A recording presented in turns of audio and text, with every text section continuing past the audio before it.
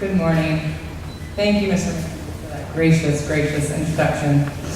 I want to thank Mr. McKenzie and, as Victor inherited, the Board of Trustees and faculty and staff for having me here at Columbus Academy's 100th commencement.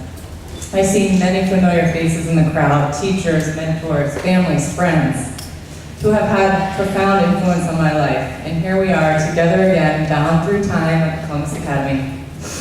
This is obviously a momentous occasion for several reasons. To begin with, as mentioned, to be the first female alumna to speak at the graduating class is a real honor. I'm beyond elated to be able to address the class of 2013, 20 years, yikes, since the first diploma was given to the first female. Yes, ladies, you rock, I know.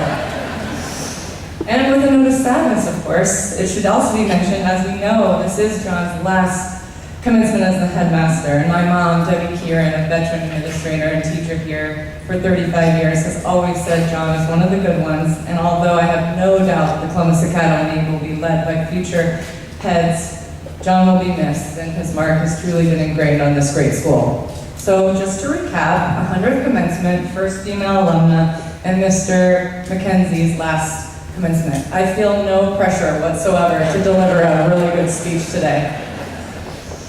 I am excited to celebrate you guys, the graduating class of 2013, which is all of you. I have to say, when John asked me to deliver this speech, I nearly reminded him that the last time I was up on the stage, my freshman year, I had to be removed from the stage immediately because I got the giggles. Not good. Thankfully, I've matured since then, and at this stage of my life, and being back at my alma mater, and the memories and emotions stirred up. And as seen when I nearly started weeping during that nice song you all sang, there's more chances of me crying in this speech than laughing. In my world, I live to hear the words, "Congratulations, you are an Ironman." I mean, really, who gets up in the morning and wants to go swim 2.4 miles, run or bike 112, and run 26.2 miles? I am that wackadoo who does this nonsense. How on earth did I get there? Nearly 18 years ago, I stood in front of the upper school for my junior speech, and I spoke about the pressure that parents often put on their children to be number one. What is so ironic for me at the time is that my parents always told me, as long as I did my best, that was all that mattered. I may not have really grasped the importance of this profound statement at the time, but this, by far, was the best advice I could have ever received, from my parents no less, professionally, academically, personally, and emotionally. This mindset, however, should never be interpreted that I was satisfied with losing. I still remember when my dad had to carry me off the track a mile and a half into a two-mile race, or senior year in field hockey when we lost in early stages of the tournament, where I proceeded to run straight from the field into the woods and had to be carried out by Mr. Stahl, thank you, because I was sobbing, because I was so upset that we weren't going to be able to defend our title from the year before. At that time, these losses, they seemed like the end of the world. I can tell you, however, in all three of these cases, my friends and I were able to placate our sorrow with massive amounts of Oreos, nachos, and Grater's ice cream, and all is well in the world. So as you can see, the good always outshines the bad. My point in telling you that aforementioned is twofold. First, to acknowledge and accept that some days, both in athletics and in life, you may not be the best on the day. But as long as you mustered everything you could to make it happen and did your best, that really is all that matters. And secondly, has to do with maturity. You may experience this aha moment going forward where you think, wow, I'm kind of growing up here. I still carry that great piece of advice my parents bestowed on me in every race, every training session, every high, every low. You start to realize it's okay to be a little vulnerable and put yourself out there to fail or prosper nearly every day. And I'm also not insinuating either that I don't get sad at times when I do fail, because that would be false. Shoot, I'm 34 years old and I can still have a crying jag, just like I did when my now husband didn't ask me to prom my freshman year. What is up with that, AK? It's natural and normal, and it means you care and you're not immune to the ups and downs of life. Okay, so now that we've established that I'm fairly sensitive, let me tell you about some of the tools I use to manage this roller coaster we call life, which has led me to where I am today. I consider myself a small town, former Columbus Academy graduate who swims, bikes, and runs for a living.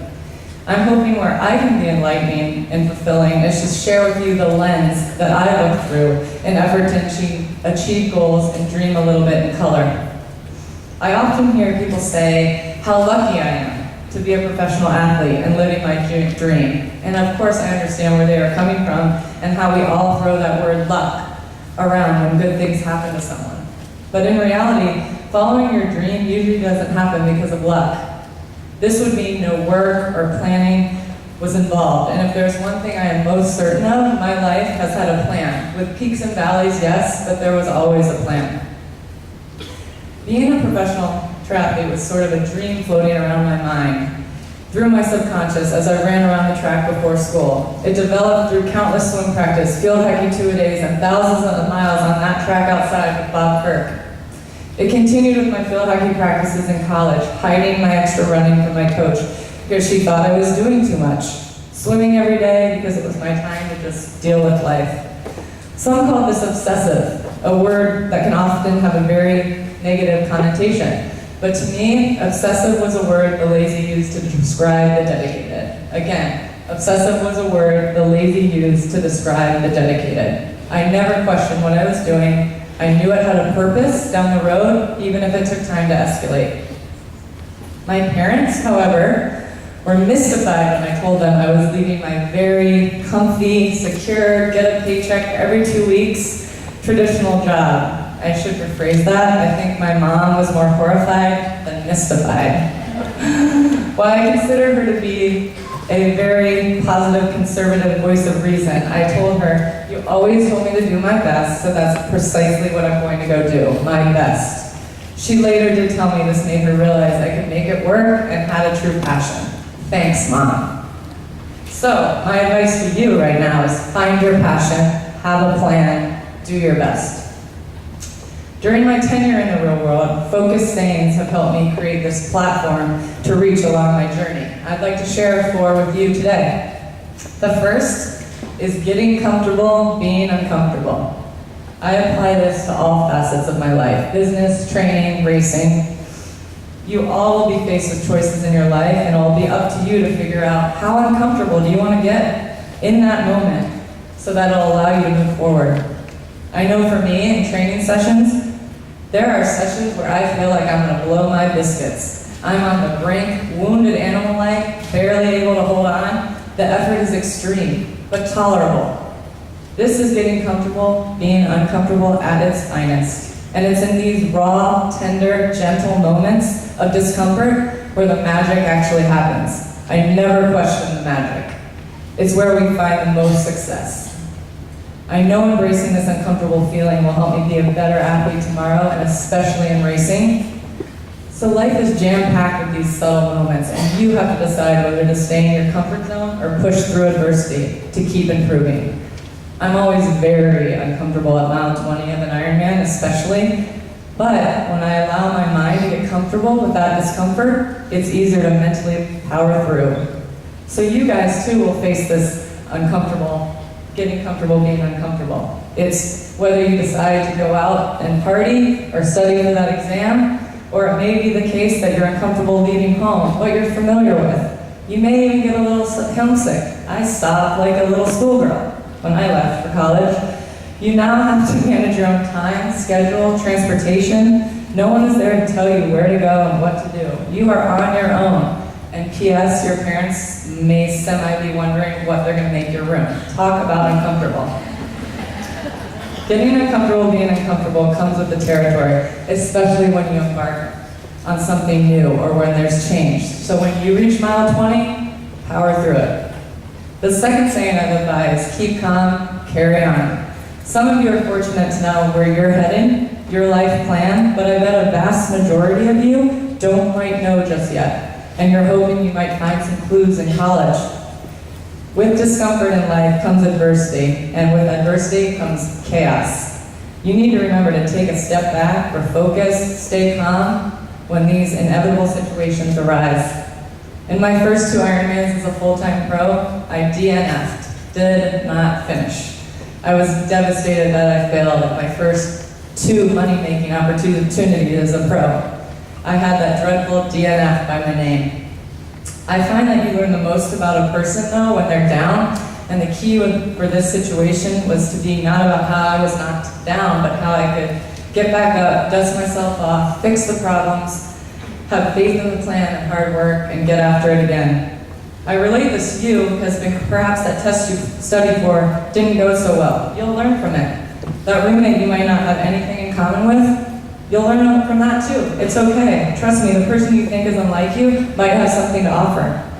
That career path you are in, it's not fitting you well, no problem. Keep calm, carry on. Always dust yourself off and try again, because life never goes according to plan. Life is overwhelming at times, so if you remember to keep calm, carry on, good things can happen. For me, it was a blessing in disguise to have a DNF, because I learned from my mistakes how to fix them and how to rise above. The third saying I cherish is never let success get to your head or failures get to your heart.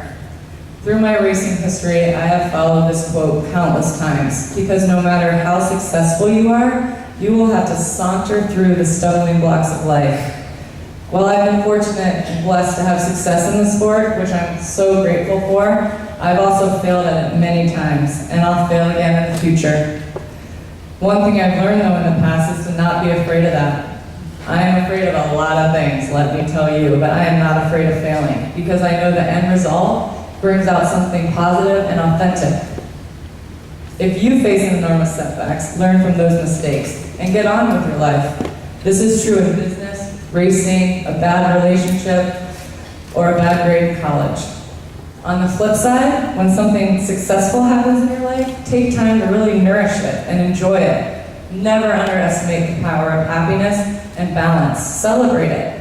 There's equally as much to be learned from your successes while being humble and appreciative. Now here's what I suggest you think about. What do you enjoy? What makes you happy? What do you love to do? Then put that business hat on and think about how can I take this information, knowing what I love, and earn a living from it. This parlays into my final mantra, which one of my title sponsors headlines. It's the art of finding your strong. I love to train. I could swim, bike, run all day long if you wanted me to. Always have, always will. The question for me was, how can I derive an income from this activity that involves such a large portion of my day? This idea circulated through my mind when I worked those traditional day jobs until it led me to realize I could earn a living as a professional triathlete. It was a dream. It just took years to escalate.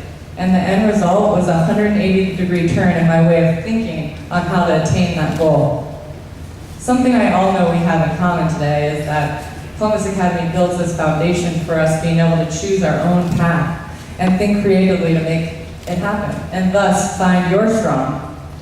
Today I am co-owner of Meredith Kessler Inc. and help run my own marketing, sales, social media, and human resource team. My husband, Aaron, also a Academy graduate, was a history major at Harvard, moved on to finance, ran a financial firm, and now he's CEO of our company and author of triathlon manuals and our website, Life of a Triathlete. We're a team, and teamwork makes the dream work. I pinch myself every day that we have created this work-life balance where we get to share the day together and our business and our livelihood. That is our strong. Search within yourself to find yours.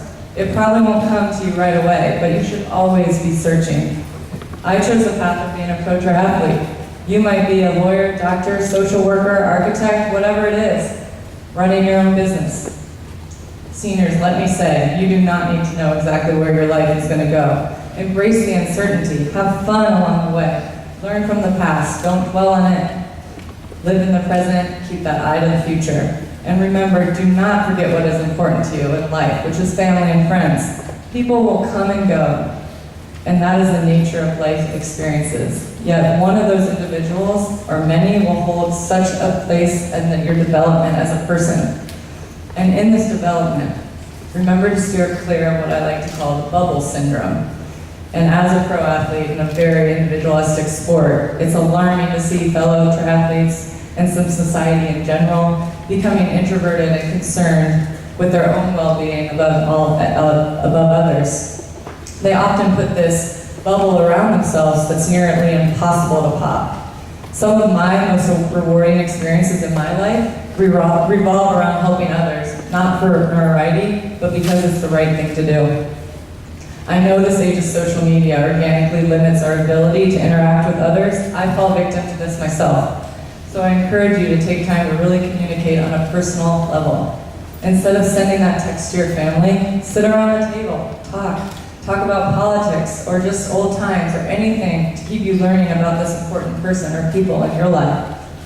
It takes hard work to maintain friendships, much more than that post on Facebook. So take a close look at those classmates now and make it a priority to continue these special relationships you have developed through the years.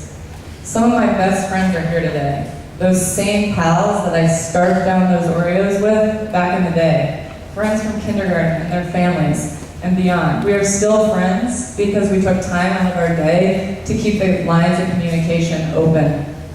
Because that is what friends do. So pop that bubble that surrounds your existence. Reach out to others, not because you have to, but because it will truly expand your world. There is nothing more thrilling to hear at the end of one of my races. You are an Ironman. More so, congratulations, you are an Ironman. So as you set sail and embark on your life and establish your goals of competing in your own Ironman, in doing so, think about getting a little comfortable being uncomfortable. Learn from a DNF. Never let success get to your head or failures get to your heart. Do your best, and most importantly, find your strong. Because one day, no matter what path you follow, you too will have that thrill of hearing, congratulations, you are an Ironman. Thank you.